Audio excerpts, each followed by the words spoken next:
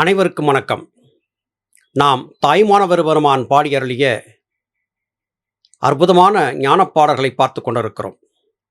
அன்பு அன்பு அன்பு என்கிற அந்த ஒன்று மாத்திரமே சகல உயிர்களையும் பராபரத்தோடு இணைத்து வைத்திருக்கும் பிணைப்புச் சங்கிலியாக இருக்கிறது. அன்பின் வெளிப்பாட்டினால் மாத்திரமே உண்மையான உயிர் தத்துவத்தை வளர்க்க முடியும் என்பதை நாம் தொடர்ந்து பார்த்து வருகிறோம். பற்பலருடைய நிபந்தனையற்ற அன்பு அடியேனை ஆட்கொண்டிருக்கிறது. பலருடைய பெயரை இங்கே தொகுத்துச் சொல்லலாம். எண்ணற்றவர்கள் அடியேன் பால் அன்பு கொண்டிருக்கிறார்கள். இவர்களை எல்லாம் பராபர வடிவாகவே அடியேன் பார்த்தும் வருகிறேன்.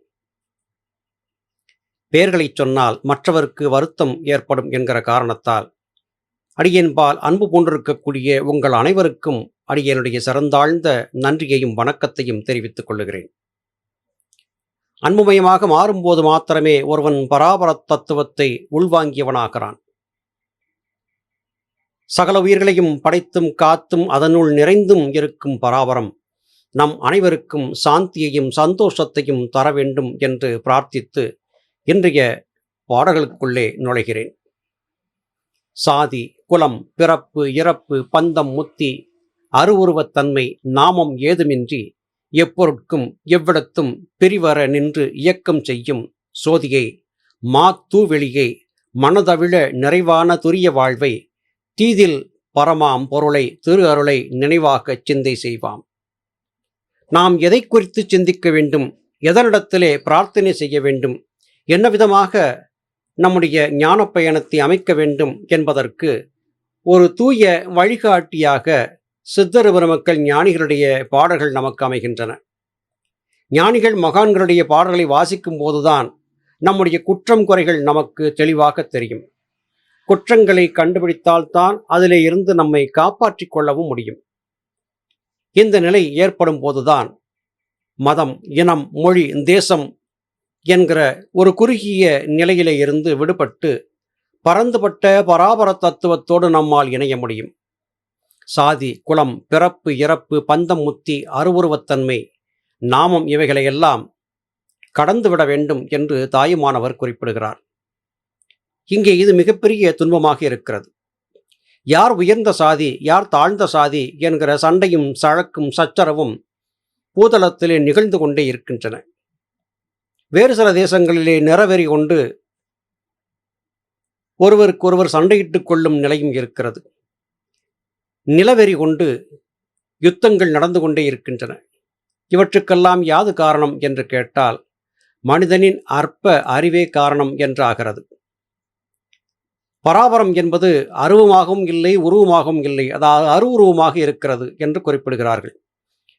நீ உருவமாக பார்த்தால் உருவம், அருவமாக பார்த்தால் அருவம், அருவுருவமாகவும் அது இருக்கிறது என்று குறிப்பிடுகிறார்கள். உண்மையான அன்பை சகல உயிர்களிடத்திலும் சமமாக செலுத்தி வேதங்கள் மனத்திலே எழாதபடியாக சுத்த தத்துவமான அன்பை சுமந்திருக்கக்கூடிய ஒருவர் மாத்திரமே உயர்ந்த சாதி என்று கொள்ளப்படுவார்.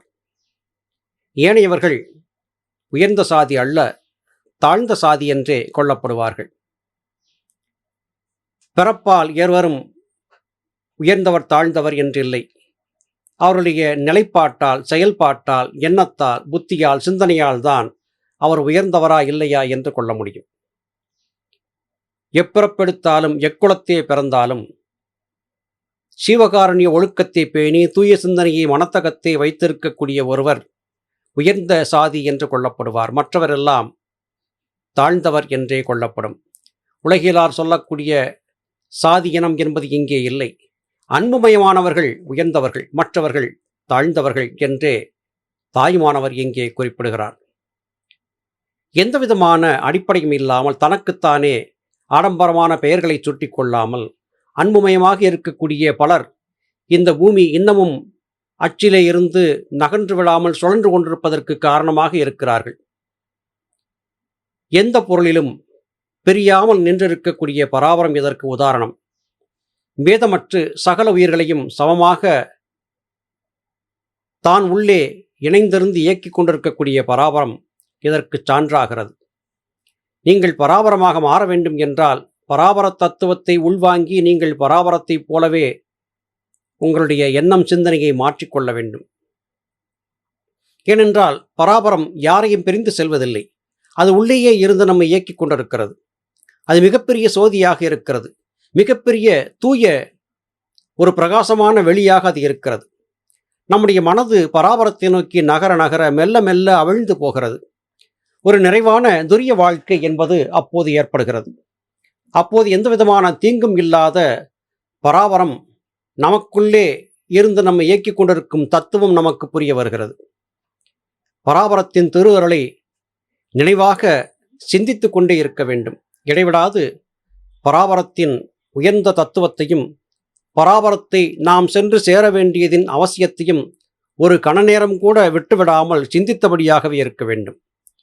இதைத்தான் இங்கே தாயுமானவர் வலியுறுத்தி சொல்லுகிறார்.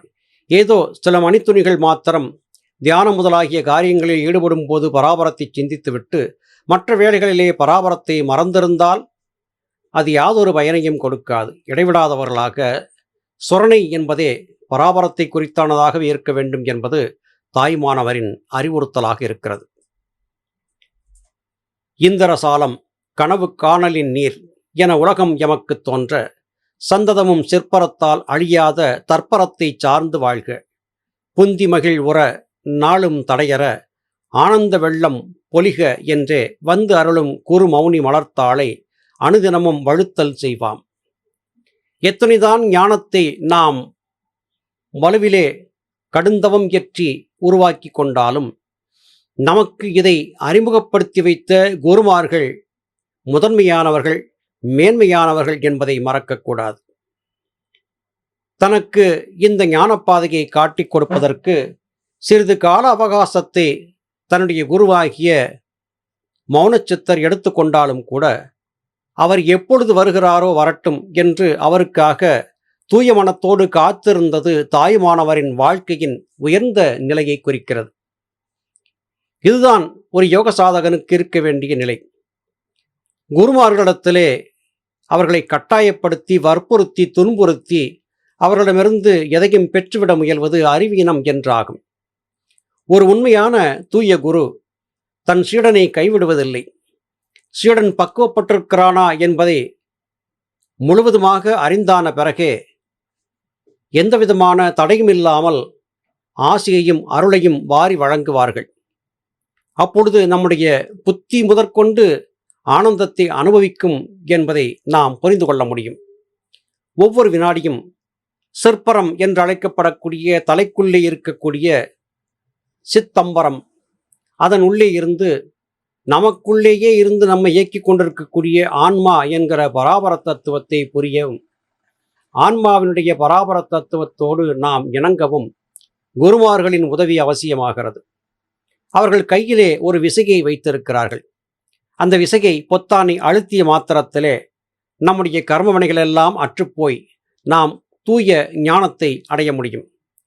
அந்த பக்குவம் நமக்கு ஏற்பட்டிருக்கிறதா என்பதை சோதித்து அறியும் வரையிலும் அவர்கள் நமக்கு எதையும் கொடுப்பதில்லை. ஆனால் அதுவரையிலும் காத்திருக்க வேண்டியது நம்முடைய கடமையாகிறது. தனக்கு குருவாக வந்திருந்த குருமௌனி எப்பொழுது வந்து தனக்கு ஆசி வழங்கினாலும் பரவாயில்லை என்று பொறுமையாக காத்திருந்த தாயுமானவரின் பொறுமை நம் அனைவருக்கும் பாடமாக இருக்கிறது. அவசரம் எதற்கு? ஆத்திரம் எதற்கு? எதையும் அவசரப்பட்டு செய்துவிட்டு பின்னர் அவதிப்படுவதே மனித குலத்தின் வழக்கமாக போய்விட்டது. பொறுமையாக காத்திருங்கள். நமக்கு பக்குவம் என்பது ஏற்பட்டான போது ஒரு வினாடி நேரம் கூட தாமதிக்காமல் பராபரத்தின் அருளை நம் மீது பொழியச் செய்ய குருமார்கள் காத்திருக்கிறார்கள். இதை நீங்கள் நம்பித்தான் ஆக வேண்டும். பொருளாக கண்ட பொருள் என வைக்கும் முதற் பொருளாகி போதமாகி தெருளாகி கருதும் அன்பர் மிடிதீர பருக வந்த செழும் தேனாகி அருள் ஆனோர்க்கு அகம்புறம் என்று உண்ணாத பூரண ஆனந்தமாகி இருள் தீர விளங்கு பொருள் யாது, அந்த பொருளினை யாம் இறைந்து நிற்பாம். இந்த உலகிலே விலை உயர்ந்த பொருள் எது என்று கேட்டால் ஒவ்வொருவரும் ஒவ்வொன்றை சொல்வார்கள்.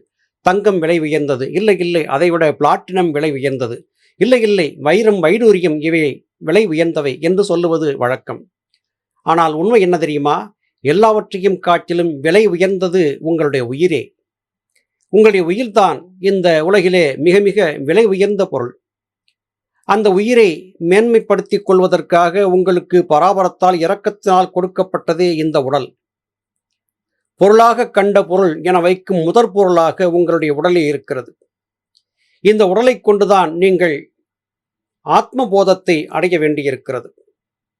மனமயக்கம் என்பது இந்த மானுட உடல் வாழ்க்கையிலே இருந்து கொண்டுதான் இருக்கிறது. இந்த மனமயக்கத்திலிருந்து நம்மை காப்பாற்றிக் கொள்வதற்காக நாம் உண்மையான அன்புமயமானவர்களாக மாற வேண்டும். அன்புமயமாக மாறி தூய சிந்தனை கொண்டவர்களாக சீவகாரண்ய ஒழுக்கம் பேணக்கூடியவர்களுடைய தாகம் தீர நல்ல தேனோடு கலந்த தித்திப்பான பானகத்தை கொடுங்கோடையிலே ஒருவர் அருந்துவதைப் போல பராபரம் நமக்கு கொடுக்க காத்திருக்கிறது. பராபரத்தின் அருளுக்கு ஆளானவர்கள் அகம் புறம் என்று அழைக்கப்பட்ட 2 நிலைகளிலும் ஆனந்தத்தை மாத்திரமே அனுபவிப்பார்கள்.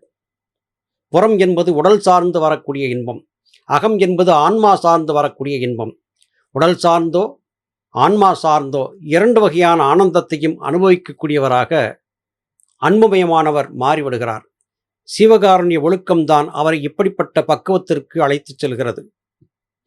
நீங்கள் நினைத்து கூட பார்க்க முடியாத பரிபூர்ண ஆனந்தம் என்பது உங்களுக்கு அப்போது கிடைக்கும். மன இருள் என்பது நீங்க வேண்டும். அப்பொழுது மாத்திரமே பராபரத்தின் அருள் என்பது நமக்கு கிடைக்கும். யான், எனது, என் பொருள், என் வீடு, என் மக்கள், என் சுற்றம், என் குடும்பம் என்கிற நிலையிலே இருந்து நீங்குங்கள்.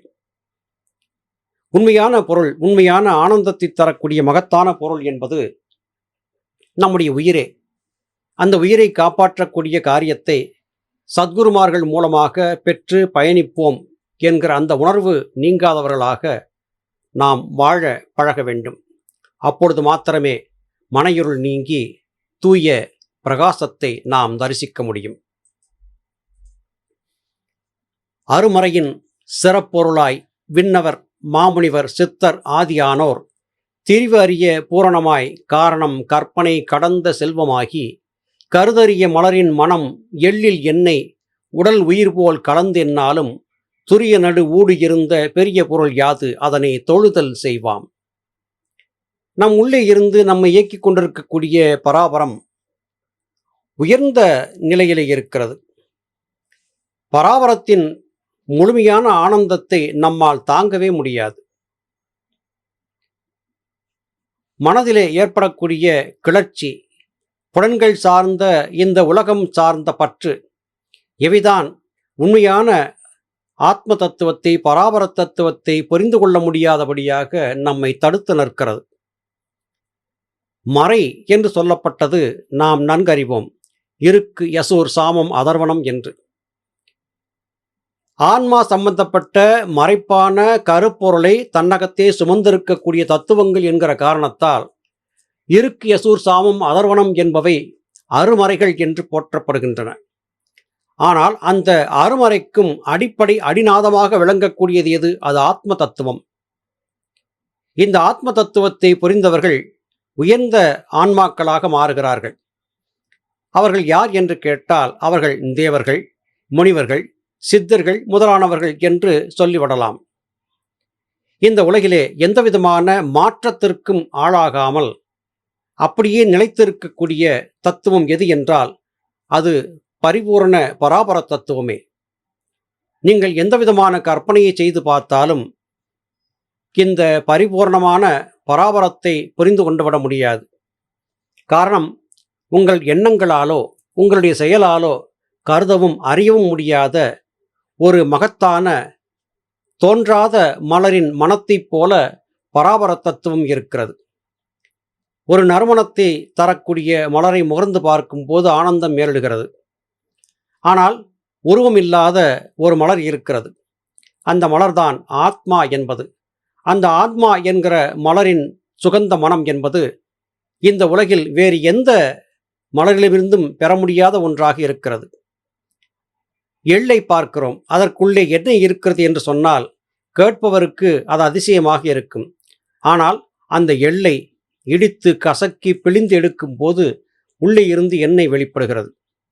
அதுபோல எள் போல இருக்கக்கூடிய நம்முடைய இந்த உடலுக்குள்ளே ஆன்மா, அதற்குள்ளே அமிர்தம் இருக்கிறது என்று சொன்னால் கேட்பதற்கு நமக்கு அது ஒப்புக்கொள்ள முடியாததாக இருக்கிறது. ஆனாலும் கூட அது உள்ளே இருப்பது உண்மைதான்.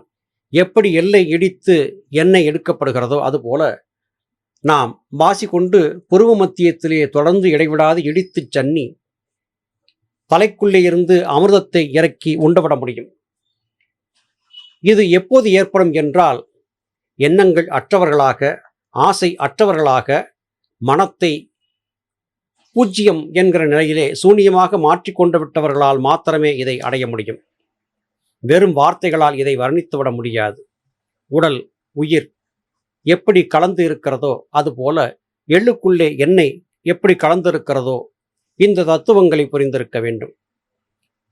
நடு ஊடு இருந்த பெரிய பொருள் வாசிப்பாதையிலே மேலும் கீழும் சஞ்சரித்துக் கொண்டிருக்கக்கூடிய பெரிய பொருள் அது சீவசக்தியாகிய வாயு என்றாகும்.